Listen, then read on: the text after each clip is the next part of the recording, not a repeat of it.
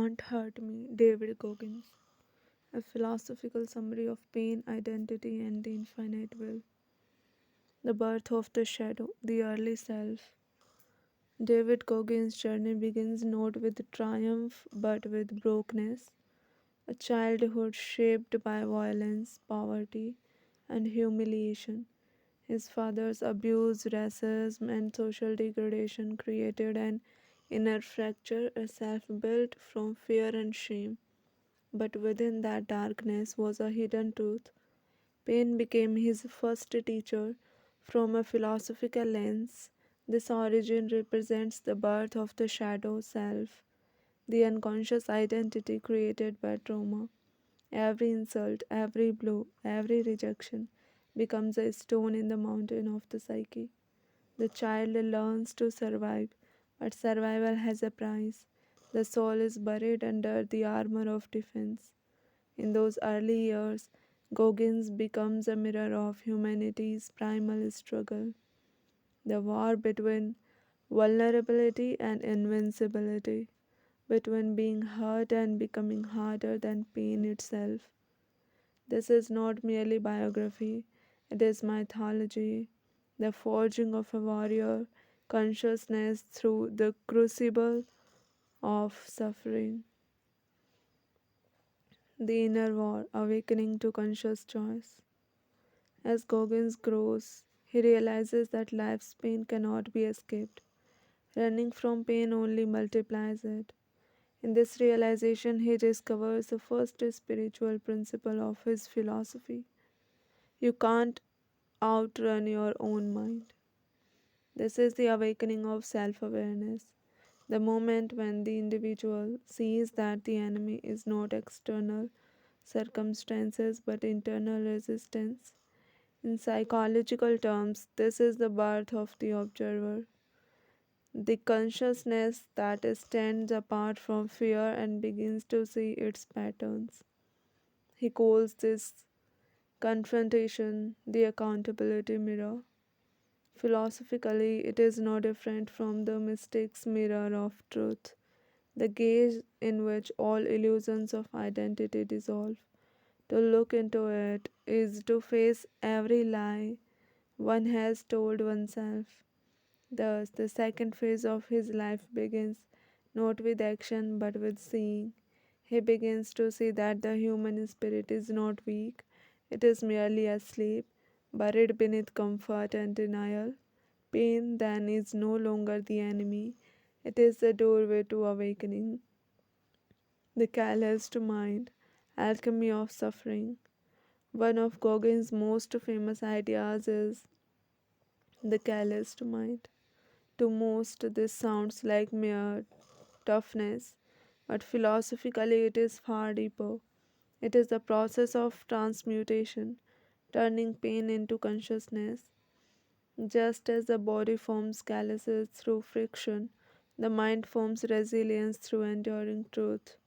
Each time one faces fear, failure, or humiliation without retreat, awareness deepens. The ego begins to dissolve, replaced by a steady inner witness. In this state, suffering becomes sacred. It is no longer an obstacle but an initiator, an ancient rite that reveals the divine essential hidden within limitation. Wast's Mountain spoke of transformation through emotion. Gauguin's mountain is built of endurance. Both express the same law. Growth demands friction. Consciousness expands by meeting resistance. The calloused mind is not hard heartedness but freedom from fragility. It means that the world's chaos can no longer dictate one's peace. The individual becomes self contained, unbreakable, not because they avoid pain, but because they have befriended it. The law of suffering, the body as temple of truth. Gauguin's life is a meditation on the sacredness of the physical. He turns his body into a battlefield, but also a temple, a place where pain reveals his spirit. When he runs 100 miles, breaks bones, or pushes beyond exhaustion, he is not seeking glory, he is seeking the silence beyond self. This echoes the ancient asceticism, the yogis, the samurai, the stoics, who used physical endurance to awaken consciousness. For Goggins, pain strips away illusion. Each mile run, each drop of blood spilled, burns through false identity. When the body fails, the mind awakens. When the mind breaks, the soul speaks. He discovers a paradox. The body is finite, but the will is infinite. And through this paradox, he touches the mystical truth that consciousness cannot be hurt.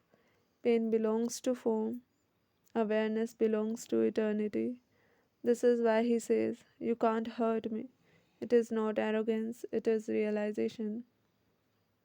You can hurt the flesh, but not the essence that witnesses the flesh. You can destroy comfort, but not the will that transcends it. Thus, the physical becomes spiritual, suffering becomes a doorway to the eternal self. The ego's death, meeting the limit. Every philosophy of transformation passes through the death of the ego, the moment when the self built from fear dissolves under its own weight. For Goggins, this comes repeatedly during his Navy SEAL training, ultra marathons, and hospital beds.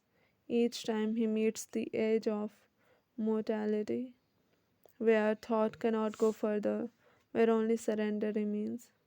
He writes of moments where pain is so great that the mind ceases to resist, and in that silence, something vast awakens. Philosophically, this is ego death, the return of the individual to the impersonal will of life itself.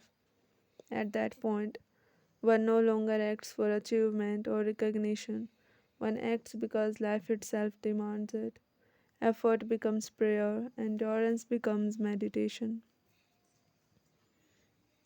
This death of ego reveals the second birth of self, the real Goggins, not the abused child or the trained soldier, but the eternal consciousness that watches them both. In that realization, he becomes free. Freedom, he learns, is not comfort, it is invulnerability to suffering. The 40% rule, the infinite beyond the finite. One of Gauguin's most quoted insights is what he calls the 40% rule. The idea that when you think you are done, you are only at 40% of your potential. Philosophically, this is not about numbers, but about the illusion of limitation. The body, emotions, and conditioned mind all live within boundaries, but awareness does not. The 40% rule reveals that exhaustion is not physical but perceptual. We stop because the ego fears annihilation, not because life itself cannot continue. In this sense, Gauguin's idea parallels the mystical teaching of neti neti, not this, not that. The process of seeing that every limit is illusion. Each time one crosses that invisible line, the self expands, the mountain grows higher, yet the climber grows infinite. Thus, the 40% rule is not a technique but a spiritual cone. The self ends where the spirit begins. Transcendence through accountability. Unlike most self help ideas that romanticize freedom, Goggins finds liberation in discipline. To him, freedom is not doing what you want, but being what you are capable of being. He holds himself to a standard beyond comfort because accountability is the path to truth.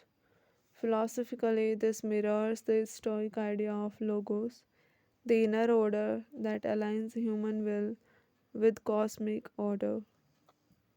When one becomes accountable, they cease to be a victim of circumstance.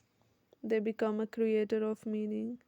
The act of holding oneself responsible for everything, even pain, becomes a sacred reclamation of power. This accountability destroys the illusion of separation between life and self. Everything in your life is your reflection. Every weakness is your teacher.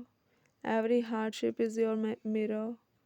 This is not morality but metaphysics, a return to oneness with experience. The mirror and the mind, mastery over illusion.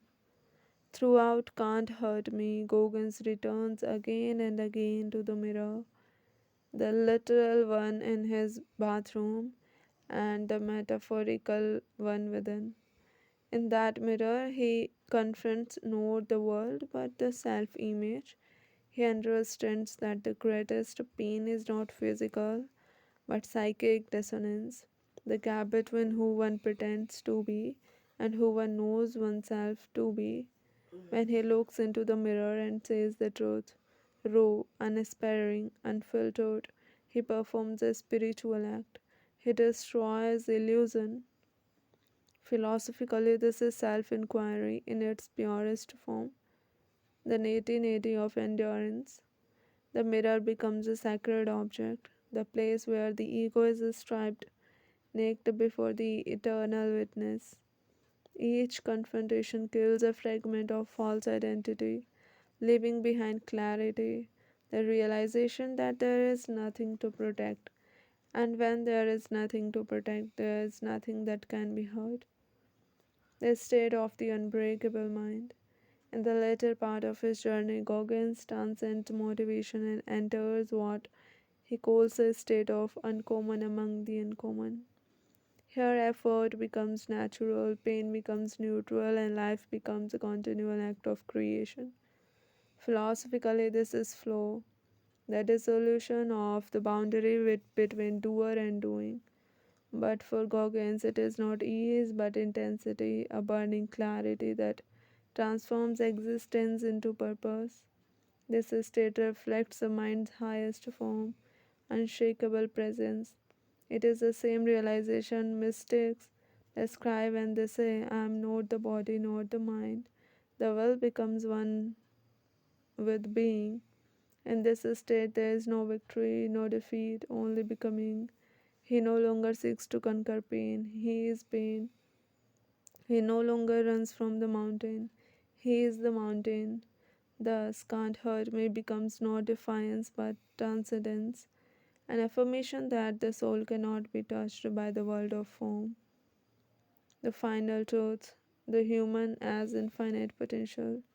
At the end of his journey, Goggins realizes that the limits we live under are self imposed illusions. Fear, doubt, weakness, all are stories told by the mind to protect its fragile image.